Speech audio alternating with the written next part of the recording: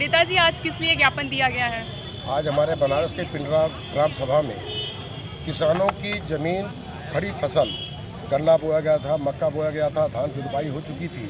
प्रशासन ने बिना कोई सूचना दिए उनकी ज़मीन को ध्वस्त कर दिया, जबकि किसान सैकड़ों साल से उस ज़मीन पर काबिज है और अब कहते हैं कि वो ज़मीन वन विभाग की है। यदि और जिसमें कि चकबंदी के दौरान ज़मीनों का एक मालियत आ गया, किसानों को वहाँ पर ज़मीन अलाट किया गया, अर्थात चक काटा गया और उस पर किसान अपना ज़मीन की जुताई बुआई कर रहे हैं और कुछ निर्माण भी कराए थे। अब वो कहते हैं कि ये ज़मीन वन विभाग की है। जेसीबी लगा उनकी खड़ी फसल को नष्ट कर दिया गई और उसी संदर्भ में आज हम लोग माननीय जिलाधिकारी महोदय को एक ज्ञापन देने आए हैं कि जब न्यायालय में विचाराधीन है तो उस पर बुलडोजर चलाने की आवश्यकता थी।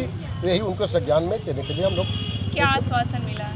अब उन्होंने एडीएम साहब ने ज्ञापन लिया, कहा कि मैं डीएम साहब को अवगत करा दूँगा। लोकसभा चुनाव से पहले भी किसानों का मुद्दा रहा है, लोकसभा चुनाव के बाद भी मुद्दा रहा है, तो क्या लगता है कि किसानों की सरकार में दशा? यह सरकार किसान, नौजवान, बेरोजगारों की विरोधी सरकार है और दुर्भाग्य हमारे देश का कि वर्तमान समय में हमारे ये सरकार आज का है।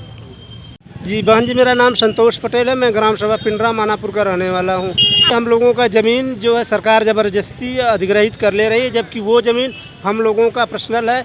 चकबंदी के समय चक कटा था, वो मालियत लग करके हम लोगों को मिला था, लेकिन वहाँ एयरपोर्ट विस्तार हुआ, उधर नेशनल हाईवे मिला, जिससे ज़मीन की कीमतें बढ़ गई, 35 से 40 लाख रुपया बिस्वा हो गई।